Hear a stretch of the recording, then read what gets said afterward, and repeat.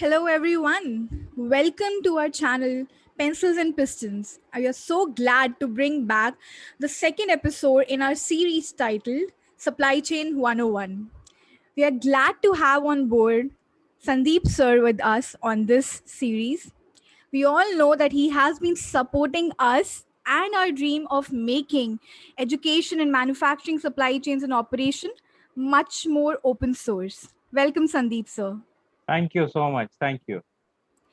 We are honored to have you here. And in the last episode, we discussed about the basics of supply chain, the strategy planning that goes behind it, the business aspect of it, more or less like a bird's eye view for the same. And for this episode, the focus area is the primary or the first part of the supply chain, which is sourcing and procurement, and then transitioning more towards inventory planning. So, Mhm. I am excited to get started on this. I hope you are too, sir. Yes, I'm looking forward to that because the kind of question, the kind of interaction which we had, it always keeps me thinking.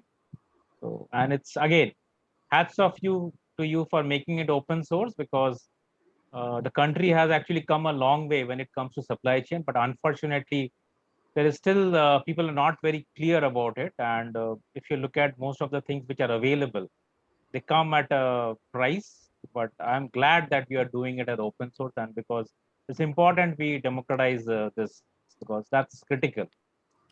Amazing. It's your motivation that keeps me and the entire team going, sir. So thank you so much for that. So to all our audience who are listening to this live or who are listening to the recording, let's get started. So, sir, we'll start with a very basic aspect today. Hmm. And one of the most commonly misused terms are sourcing and procurement. So, Hmm. we try to understand the difference first between sourcing and procurement and how important are these two functions if they are separate, to say, Hmm. in supply chain. So that's a great question because a lot of times I have heard people using purchasing, procurement, sourcing interchangeably, but there's a subtle difference between three. Now, if you look at it for any company, for to produce or even if they are into trading, they need to procure materials. Now, in order to procure materials, there are multiple steps which you do. First, you need to find a supplier. So there is a whole process of finding a supplier, and then finally, when you decide that yes, I will go with this guy, then you start actually putting an purchase order, and then the supplier delivers it. You receive the goods, you do the inspection, then you coordinate with finance for the payment. Now, if I look at it, the entire end to end of actually getting a request from either from a user department or from a customer and finding a supplier, getting a purchase order, receiving it, and then coordinating this entire thing is known as procurement. Now, procurement can be broken up into two parts, which is purchasing and sourcing. So, sourcing deals with the supplier part. So, whenever you find a new supplier, you have to look at how capable he is. Then you have to look at the lead times. Then you have to look at the reliability. Similarly, if it is, say, you have a supplier's way in US, you have to also look at how much control you are willing to do. And of course, there's a negotiation because you decide whether you want to go with a single supplier or you go with the multiple suppliers. So all these decisions, it comes both for products and services. So all this decision in terms of, in fact, some of the companies, I like the way they call it. They call it as vendor development. That means you are part of the system. So in fact, a lot of companies actually work with the suppliers together to develop their expertise. So this whole entire process is sourcing. Now, once that you've decided on the supplier, the next thing which you do is you place a purchase order. Then once the purchase order comes in, you receive the goods, you get an inspection done, you have it delivered to your locations, and then you coordinate with finance. This is purchasing. Now, a lot of people think that no, purchasing, that this just becomes routine. There is no intelligence there. Sourcing is all where the intelligence, because I do a spend analytics and all that. Because purchasing is also critical because you need to decide how much you need to order. Because there's an ordering cost, there is a storage cost. So all these aspects, the purchasing guy has to be very, very because if you're storing too much inventory and where to store, how much to store, so this decisions actually comes under the purchasing function. And it doesn't mean that you are just a coordinating function, because purchasing, and with this pandemic what has happened is sourcing has even become more critical, because single supplier is the best. But as I was mentioning in the last episode, India gets 70% APIs. API is nothing but active product ingredient, which is the raw material for your medicines. And when the COVID hit us, the borders were closed, so China stopped APIs to India. So we were into a single supplier situation. So that's a decision which has actually changed drastically. So that's why the sourcing and the purchasing function has become even more important. And again, I reiterate, sourcing plus purchasing equals procurement. Thank you for clearing that out, because for a very long time, very a little earlier in my career, even I was confused about it. And you'd look at these definitions, and they'll all interplace and interuse the words very frequently. And in industry also, people understand the function, but then they interuse these words a little too much. So thank you for clearing that out. In fact, the part that you added about that, the intelligence that is needed in purchasing as well as in sourcing, I think like you said, it's become much more critical in today's time. So single source supplier is like a source of risk Yes, in these unprecedented situation, and particularly there's a need for duplicacy there, and some sort of alternate supplier which is available purely from the risk management perspective. absolutely. So I'm really glad you brought that up, and the importance of the function as in general. Let's try to go deeper into the important activities in both of them. Mhm. So we touched a little base on that, Uh-huh. but let's just go a little deeper. What are the operational level or tactical level activities that are involved in sourcing? What are those in purchasing? And then obviously that becomes a purview of entire procurement as a function. Mhm. Now, if you look at it, the sourcing is actually the face of the company to the supplier. So that's a very, very important function for any company. Now, if you look at a company, either you are a manufacturing company or you are a services company, but you all need some raw materials or you need to procure services. Now, the first thing is you need to look for who is a reliable supplier. Now, it looks very easy, but let's I go to the internet and look at it, but it's not that easy, because at the end of the day, you have to trust your partners. So that's why your negotiation skills, negotiation doesn't mean that you will just go and arm twist your supplier, because a lot of times what happens is there's a new technology which has come in. So the OEM invests 50%, the supplier invests 50%. So all these decisions that you put the supplier up to speed. So that's again a very critical aspect which is actually should be looked at. Second thing, which if you look at it, when you evaluate a quote, you send a quote to your, you send a RFP to your supplier, and he submits a quote.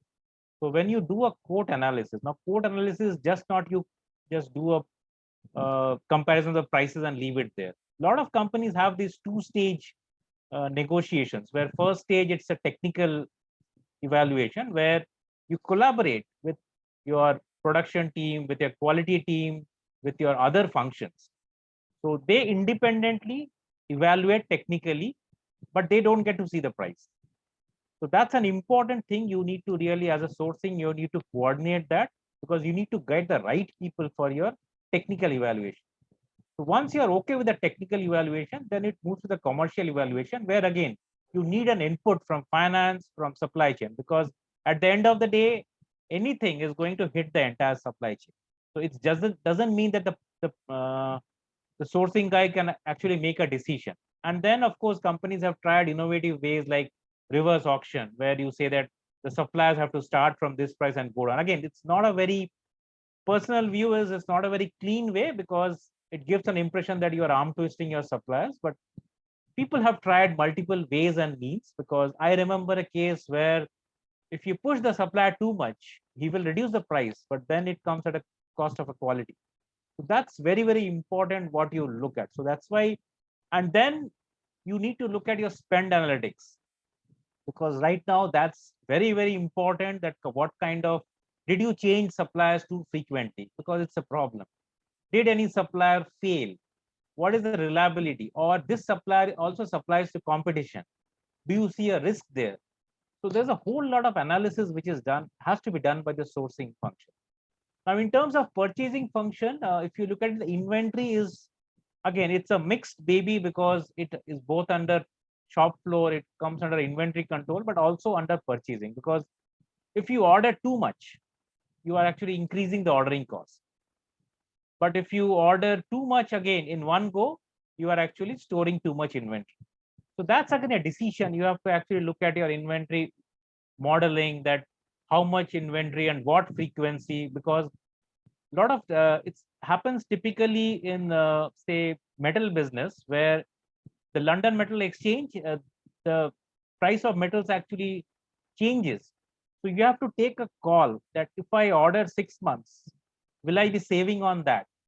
Similarly, if you look at the soya prices, a lot of companies buy in bulk because the soya prices also fluctuate too much. So when to buy, how much to buy based on the global factors, this also becomes very, very critical for the purchasing. And once you decide, you place a purchase order, and then you have to constantly be in touch with the supplier. So once the goods are delivered, now there are two ways: either the supplier uses his own transportation or you arrange your own. That's again a decision the purchasing function has to make. Now, once the goods or the services arrive, you have to get it quality inspected. So that's again a lot of coordination has to be done, whether it is up to the quality, and once you do it, you said okay, you receive the goods, and then have you delivered to the appropriate location. And the last but not the least part is, if you look at it, you have to coordinate with finance, because finance will look at invoice, finance will look at the quantity delivered, finance will look at the quality inspection report. So it's a, you have to coordinate between these functions and produce all these documents. And another aspect which we miss is return to vendor. A lot of times either there's a rejection or there's a excess material with the suppliers. So that also has to be coordinated with the purchasing function.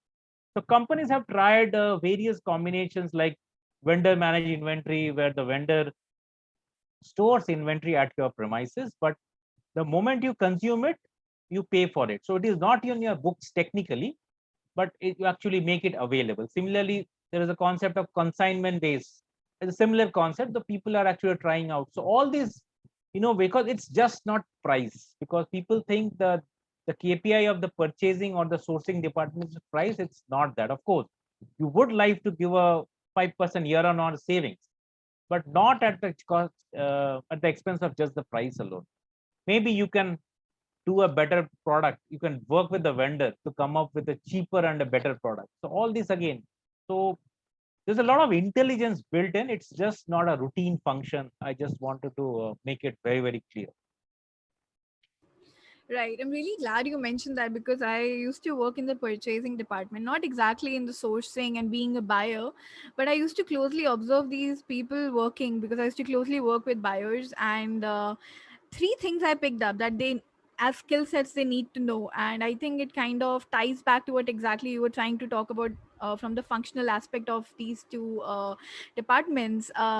Collaboration, negotiation, and we're talking about the win-win negotiation, making sure that the supplier goes home feeling as like a business partner and not as somebody just here to get some business from.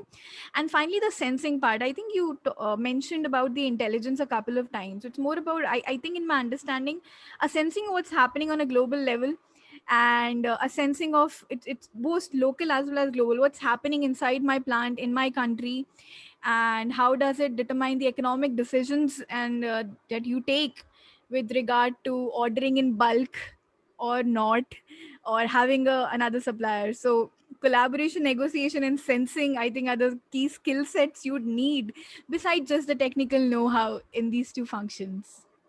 Absolutely. Just to add a little bit of trivia, if you look at Suguna Poultry, uh, I was fortunate to work with them for a year, and I think very impressed with the way, because the way they manage, the farmers are their suppliers. Mm. And there are times when poultry was doing very badly, but Suguna Poultry continued to pay them the growing charges. So if you look at it, they are so much loyal, and they will always stand by Suguna Poultry in this time. And the interesting part is Of course, they have broiler chicken and eggs, but if you look at the founders, they are both vegetarians.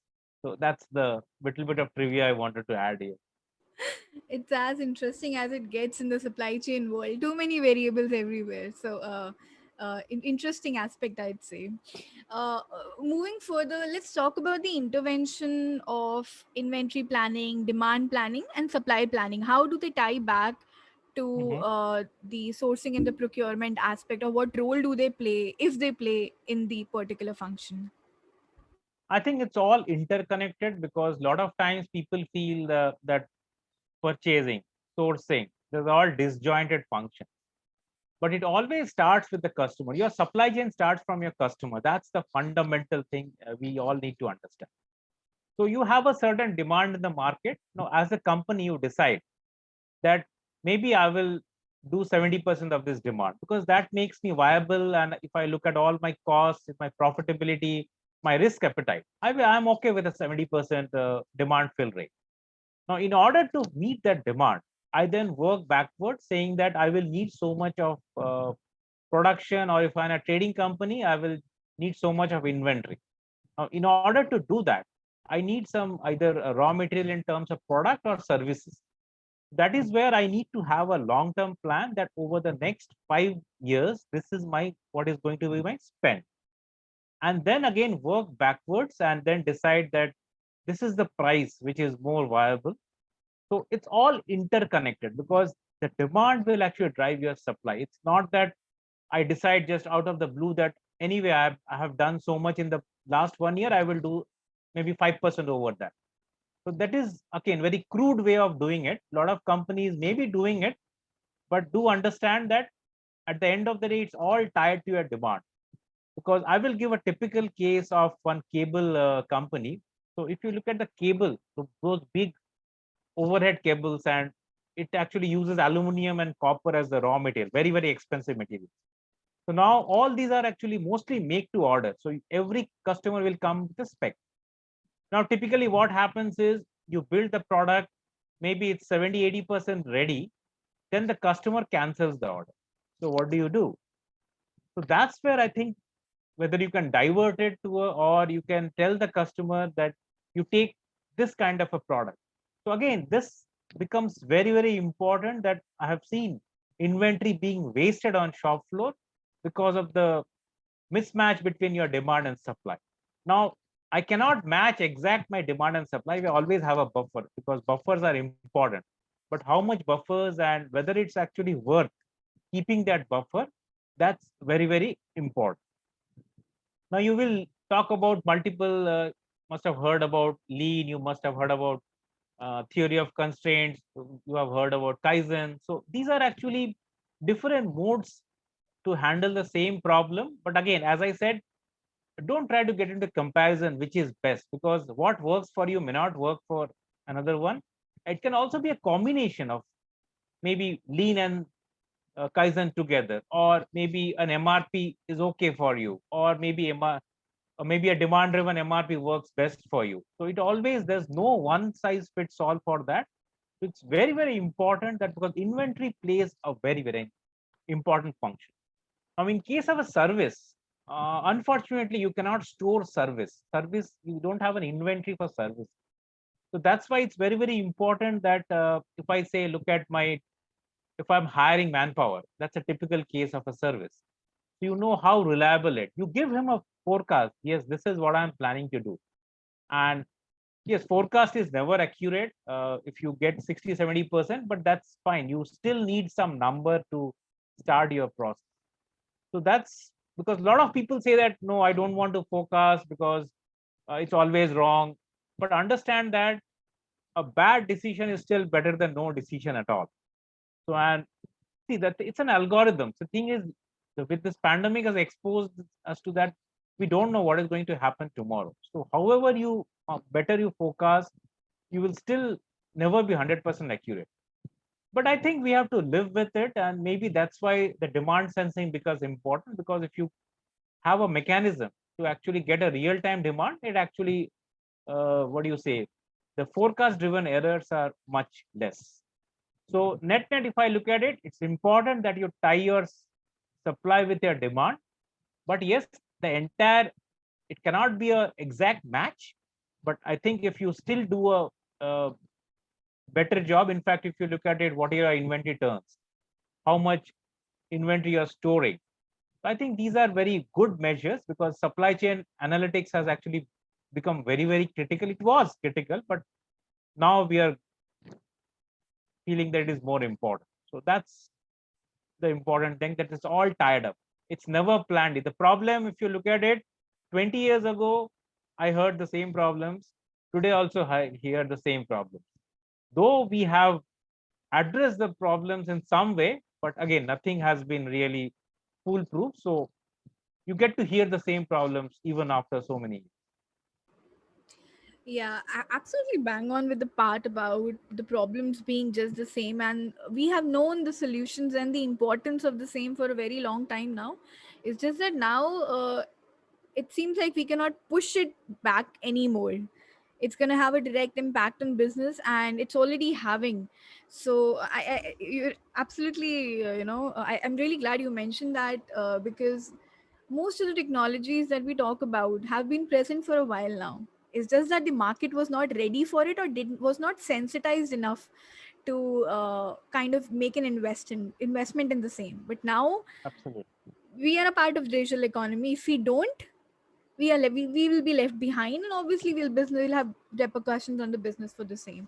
So that actually is a cue for the next part of our discussion as to what are the key enabling technologies that can be leveraged in this function, so that there is better, obviously, efficiency, there's better process efficiency, and we are in a position to meet more of customer demand. Now, first thing, I just want to make it clear. I know everybody is jumping into technology, but it's important to really understand that technology is always an enabler. Because a lot of times I have seen companies make the mistake that the technology drives their business. It's a big failure.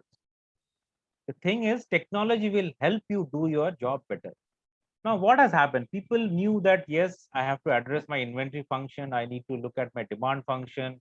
I need to manage my suppliers. I need to manage my transportation. But what has happened is, initially in the 1960s, people were actually having technology.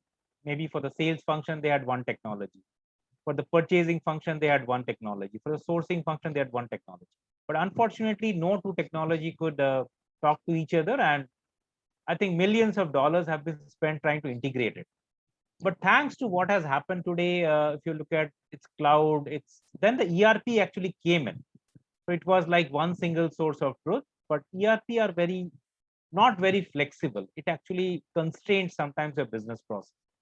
So now again, we have gone back again that we have multiple systems. But the best part is today any technology can talk to any other tech. That's the best part which has happened. Your computing power has increased. Your computing cost has come down. So that's again the biggest, if you say, blessing that has come. And there are some technologies which have gone off patent. For example, you must have heard about 3D printing. 3D printing is nothing but you actually draw everything on a piece of software and then you connect it to a stylus, which will spray some material and you get that material. Now, 3D printing always existed, but there were three companies which had the patent for that. So they went off patent in 2016. So it is affordable. So that's, I think, has been very, very, in fact, I was looking at some of the startups. I think they have some very excellent solutions for the supply chain and it's very cheap and on cloud and affordable. So if I look at it, ERP was there, but ERP is still backend because there was a time when people thought I have an ERP, I can do everything. But do understand that we have actually gone so ahead that ERP is now backend. So there is an analytics layer, there is a demand sensing layer where you are sensing data. I will give a classic example. Again, it's a no-brainer that when you go to your retail outlet, so the person will actually scan the barcode. See, barcode solutions were very, very expensive, but now it's very, very cheap. In fact, I have seen broiler chickens even have a barcode. So you can understand that it has really come down. So the moment you actually scan the barcode, it actually creates a entry in the system, and that can be tracked. So that is one good thing which has come in. Second thing, in RFID, again, I think the best technology to do it, but RFID was very, very expensive. But when I looked at it again, a lot of technological advances has happened, and in fact, an RFID tag now today can be as low as 10 rupees. So now it's affordable. So people are actually investing, because if you look at it, people are mostly investing in technologies which are actually client facing. So that's where demand sensing becomes very, very important. Now on the inventory side, again, if you look at it, Kanban or all this, concept wise, they were very good. But unfortunately, the difference between a physical stock and system stock, there was always a mismatch. In fact, I know a company, there was a person who used to go out early in the morning and actually count the number of billets in the shop floor, because that was always. So the barcode solution is a very, very easy solution, which has actually helped in actually tracking and tracing. Now, the new age technology, I know every lot of people are actually jumping into blockchain. It's a proven technology, but only look at it if you really see the need for it, because it's very good for pharma companies, because for pharma, at any point of time, because of spurious drugs, that becomes very, very important. So that becomes important that you look at that nobody can tamper with your data. So that way, I think blockchain holds a lot of promise. But unfortunately, we still don't have a uniform standard for blockchain, because if you look at the banks, maybe HSBC will have its own blockchain. Similarly, HDFC will have its own blockchain. So that unless this is ironed out, there is still some confusion around this blockchain. Another aspect which I have seen people jumping in is IoT, that IoT can solve everything. But do understand that, yes, it's a great thing that you sense, but it's important that what you do with that data, because the sensors are expensive, they are not cheap. You have to really make a judicious call that what all devices you want to connect. So that's important. And then again, 3D printing I spoke about, because a lot of companies, because airline industry, there are parts maybe which you will produce once in your lifetime. So there's no point in designing it, preparing a die and producing it. I think 3D printing is cheaper, and 3D printing works well where you have limited number of parts to produce, because in 3D printing, the fixed cost is low, the variable cost is high. 3D printing is not the solution for mass production. That's very, very important to understand. And then you have companies who are talking about AR, VR, augmented reality, virtual reality, to give a more better customer. Because if you say I want to buy a dress, the first thing which comes, I should go to the shop, I should try it out. But now you have think that you can actually virtually wear that dress and see. And I think it works well. There was resistance, because even I was not comfortable. But then when I look at it, even I have been buying electronics over the net, and I think it's quite reliable. So a lot of technologies have actually come in, people are using it. But having said that, don't do a big bang approach, because that's a recipe for disaster. Do things, for example, a lot of times if you say digital transformation, people are addressing the customer facing function first, because there's a lot of investment and you have to get a buy-in from your management. So if you get the low hanging fruits first, so that's where I think you build a lot of reputation, because I know a lot of companies have failed in digital transformation because they tried to do too many things at one time. And having said that, the price of technology has come down, but still not affordable for small enterprises. It still has to come, because I know people, companies which run fantastic on Excel. So I think that's the need, because they don't need so much real time data. So I think just because technology is available, don't use it. But if you really use it well, I think you can take it to the next level. Yeah, even I personally view this in a very extremist approach that either you need it or you don't need it. It cannot be somewhere in between. If you do have the use case for the same available, you should be able to go, obviously not with the big bang approach, with the phased approach of implementing it in different components, and then basically replacing inventory with information, and slowly and gradually transitioning more towards building an IoT system. Now very interesting thing that I read last week, And I think it connects to what you were saying about the data utilization aspect of IoT. They call it something known as Internet of Behaviors. So it basically means that all the information and all the data that you gather by a use case or by a widespread implementation of sensors, or basically if you have like a smart factory in place, how will you actually utilize that data to make actual sustainable changes in your business? Internet of Behaviors, basically changing behaviors with the data available because of Internet of Things. And I think that makes much more sense and brings light on the aspect that is crucial, that just implementation of technology is not going to solve your problem. You should actually know what exactly to do with the data from it. And like you mentioned in the beginning of this answer, that it needs to be an enabler and not everything, the whole mighty god technology. Absolutely. Right. So I'm really happy that we touched base upon this. Towards the last leg of this conversation, I want to touch base on something known as supplier relationship management. Now, Hmm. a lot of customer relationship management, supplier relationship management, there's a lot of premonition that it's a technology solution available. But from what I understand, it's more than just that. It's an entire thought process on how to deal with your suppliers and how to deal with your customers, and it comes with this best set of practices. So can we just talk about these best practices that exist in the concept note of supplier relationship management? Okay. I think the first thing people think that supplier relationship management is just I need to have a working relationship with the supplier. That is not the thing. It's much more than that. For example, when you're working with a supplier, he also has its own suppliers, right? So if you look at the pandemic, what has exposed us, people are even tracking up to tier one, tier three suppliers. So that's where I think there is supplier relationship management, because it's not just about relationship. You should be able to have a trustworthy relationship, because you actually you have a certain forecast. You share your forecast with your suppliers, and then suppliers gives you a commit that yes, you had given me 100 pieces, I can do 90, and then we agree that yes, we will do it, do 95.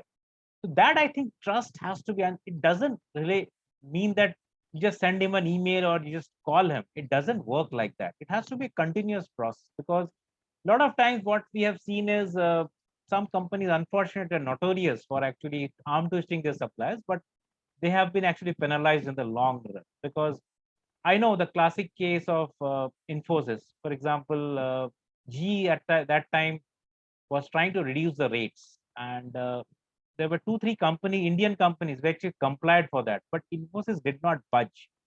But did they lose? They actually won.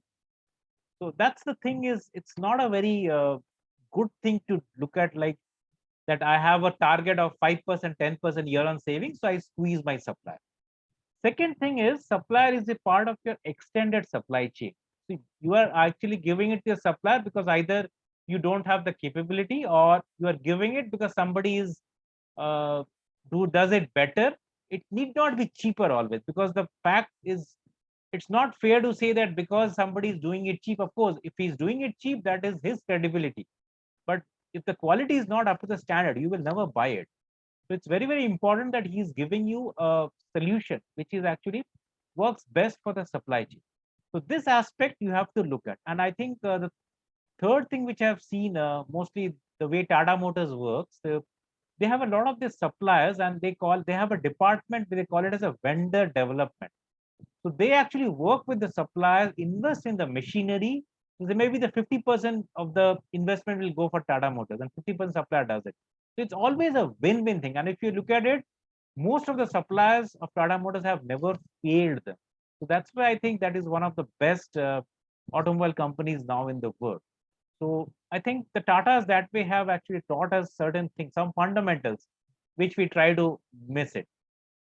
So it's very, very important that you look at, of course, you want to save money for your company, but understand that it's always an extended supply chain. So that's the supply relationship management, because again, you have to evaluate your supplier, you have to take a decision whether you want to look for a new supplier, whether you want to maybe give 60% to this supplier, 40% to this supplier. So, and this also depends on your negotiations, negotiation in the sense that not in the thing that you are trying to arm twist him, but how much you actually, at the end of the day, understand that I can have the best processes, I can have the best technology, but finally everything boils down to human behavior. If the human behavior, if there is no trust in the relationship, I think it's for any human relationship. So that's same applies for supply chain. And most of the supply chains, if you look at, in fact, Gartner came up with the top 25 supply chain report, I think a week back. And if you look at it, it also talks about the trust in the supply chain, which is of paramount importance when we talk about a supply chain. And it's not a technology solution. SRM is just, the ERP vendors have created a module and say people, the moment they say SRM, it's a technology. It's not a technology. It's a process. It's a way of doing business.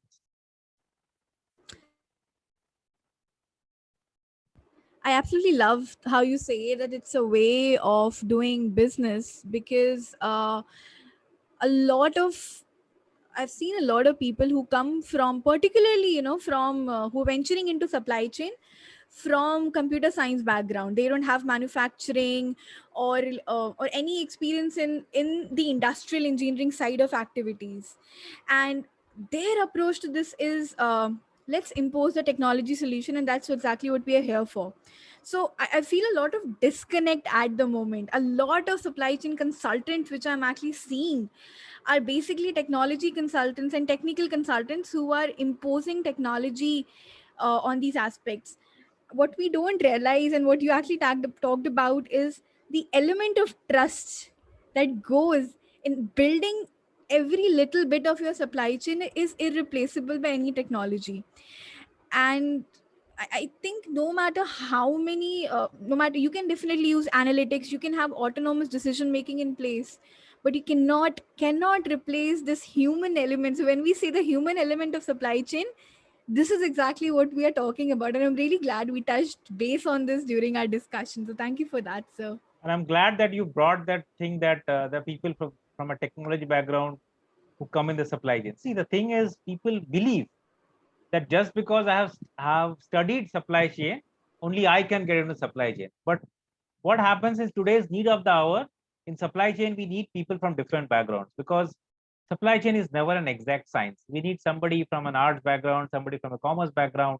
And I know people who were from a different background and really made it big. Only thing is, as long as you have the interest, as long as you have the inclination, as long as you're willing to observe, I think it's a very, very interesting field to be in. I know a lot of my friends who are in the finance and marketing functions will hate me for that. But if you look at it, when I was graduating, people only wanted to do finance and marketing. I think I was the only one in my batch who actually went into supply chain. So I think that's how it has evolved over the years. Absolutely. I mean, I remember in my first year of my job, I said, this is so exciting. I mean, I was not exactly in the purchasing, I was in the purchasing department, but my role was supplier business management. And like you talked about the vendor management and building a relationship with the vendors. So for me, that was the role. And I believe there's so much you can actually do, multiple stakeholders involved, and I wanted to be in the field and continue research and study about this. And I was told it's okay, just understand the concepts, buy, make and deliver. That's pretty much what supply chain is. What do you mean you want to go do your masters or study in the field? So we have been one of those outliers, and I think the pandemic brought to the forefront, okay, here is what happens if one element of your supply chain breaks down. Absolutely, absolutely. Fantastic. So I'm really glad this discussion has been exciting, light, and very, I think, easy to comprehend, follow, and understand. Towards the end of this, since we started talking about, just let's try to understand what has been a major change in sourcing and procurement strategies, or probable change that should be there, given that we were in a pandemic economy. So what are some short term changes we need to make for immediate quick fixes, and from a long term perspective, what should be our focus areas to ensure that we are not in a situation wherein our lines stop in the future? Okay, I think great question. Again, as I said, any management grad wants to do finance or marketing, and I think that nothing against them. Great, they are very, very critical functions. But what the pandemic has actually brought in is the that supply chain of you can have the best product, you can have the best service, but as if you can't reach, we won't survive. So I think that way things have really changed, and we are back to basics that we need to do the bare minimum. See, risk management we only used to talk on paper, but do understand that now because the pandemic hit us, we now understand. But do understand that human everything is uncertain and there's always a risk element. And when we do it, we always say we do a calculated risk. The only thing is we had forgotten these lessons for so many years. So pandemic actually told us, yes, risk management is important. You better hedge your risks in some way. That's very, very important, even for a procurement function, because now you single supplier is very, very risky. And if you say that I have a global, of course, supply chain is a global phenomena. What has happened today, the borders closing, that was temporary. But do understand that there was a case where even we had to import basic stuff we used to import basic stuff from other countries. And once the pandemic hit us, those were not available. So it's very, very important that we look at what is essential and what is nice to have. So as a country, you should look at as a supply chain that if this is essential, the supply chain has to ensure that yes, because manufacturing is very much part of supply chain. So that's you have to ensure that you have the right raw materials, you have the right capability, you have the right skills to actually develop that. Because I'm still okay with not watching a TV, but if I don't get food, I will not survive. So it's very important that I differentiate between what is essential and what is nice to have. So that has changed. Second thing is, I know a lot of companies, when they sell their software, they said, no, you can do what if scenario, but it has just remained on paper. See, I cannot predict the future, but do understand that even for when you appear for an interview, you don't know all the questions. It's not possible, but you still prepare, right? Because a prepared mind gives you a confidence. Maybe at least 60-70% fall in that bracket. Same for supply chain. You should do your homework well. You do a long-term planning, you do a medium-term planning, you do a short-term planning to arrive at the hourly planning. So this homework you have to do, and you have to do a what if scenario analysis, because very important. Because what if, again, as I said, you cannot predict for everything in the world, but always understand a prepared mind always gives you the confidence and helps you, because a lot of companies which had planned well survived the pandemic quite well. So that's again, so that's why I say, because initially when I was studying, I used to really prepare. But then what happened is, as I was doing more of these presentations, I thought that maybe I will not prepare and go to the presentation just like that. But now again, I have again come back to basics, that for anything I need to prepare, because this homework is very, very important in life. There is no shortcut to that. So what I'm hearing is two major, thought processes. One is segmentation and customization.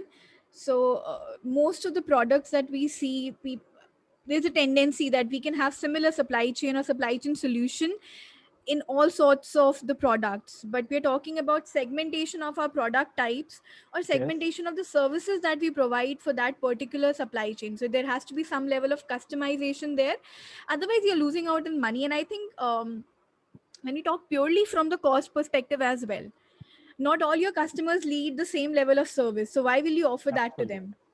Break it down, make it easy, customize, cut cost, and generate the same revenue. So that's what I'm hearing on the first, as a first aspect.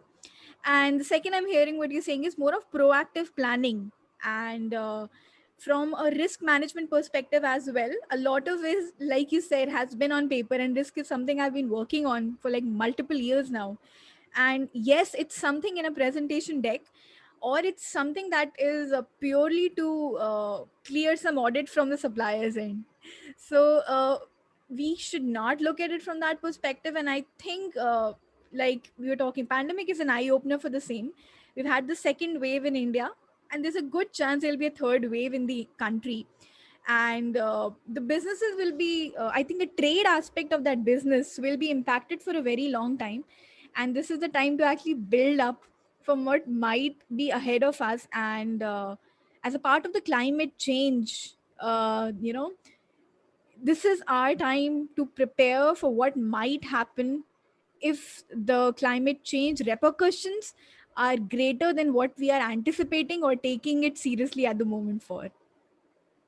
Just a little bit of trivia again. I have a lot of my life has been inspired by sports. And if you look at I know when the time there was Sachin Tendulkar, when the Saurav Ganguly, again, Sachin Tendulkar, the best batsman in the world, and Saurav Ganguly, again, one of the best captains. But what people miss is Rahul Dravid, who was like the wall. So Rahul Dravid is equivalent to a supply chain. So because even I remember when Rahul Dravid was dropped from the Indian team, so he actually went back. He actually worked on his technique and he came back stronger. So that's, I think, a very classic example of how you look at a supply chain. And I'm glad you spoke about climate, because I missed that sustainability is very, very important, because your supply chain has to be sustainable, because the way things have been happening, it's alarming, because with the global warming and all that. And as a maybe, what is it for me? Because a lot of people think that anyway, I have survived. Why should I care about the next generation, next generation? But what I believe is, again, it's not philosophy, that at least the way we came, we should at least leave the world at the same stage, if not better. So I think that's very, very important, because what happens is, of course, we got into capitalism, and unfortunately humanity took a toll. And I think pandemic has reminded us that it's important that we look at everything on a sustainable way, because there are no short term gains, because tomorrow I don't know whether we will survive. So that's important that we create something which is sustainable. That's the message which I wanted to give. Absolutely. We are absolutely on the same page when it comes to that. And I believe these are all the next generational values that we should be mindful of, and we have to be the propagators of the same. So I'm really glad this particular episode touched base on two of the next generational values that we really value at Pencils and Pistons as well. We talked about the fact that people from all different backgrounds are needed in supply chain, and that's the exact need or the importance of inclusion and diversity, the cognitive diversity needed in the field. And second, we touched base on the importance of sustainability in the field. So these are the two pillars besides innovation and technology that are the focus areas for Pencils and Pistons. So this was an exciting discussion, Sandeep sir. I hope it was fulfilling for you as well. I think I thoroughly enjoyed it, because I think again, thank you, because again, you are doing something which actually nobody has, because that's open source thing. I really like it, because I hope, because the way the world is going through, the divide has really increased. So I'm glad that you have taken an initiative to at least democratize it, so that nobody is actually doesn't have access to information because they don't have money. So that's a great thing you have done. So thank you so much for that. Thank you for your time and agreeing to be a part of this, because it's your expertise here that we are taking to the world. It's your experience that we are taking to all the people who are, like we say, the younger generation, the next generation who want to be in the field. So it is your legacy and your experience that we are taking forward. So we have you to thank for this, sir. Thank you so much. And to all our listeners, drop us your feedback about the topics that you'd want us to go in the details. So this is Supply Chain 101. We'd love to bring, for you an advanced course or even focused area courses. So if you're listening to this, comment or let us know on our Discord server what is it that you want to hear from us further, and we'll be developing that content for you. So this has been exciting. Thank you, Sandeep sir, and I'm looking forward to the third episode next week. Thank you so much. Take care, everyone.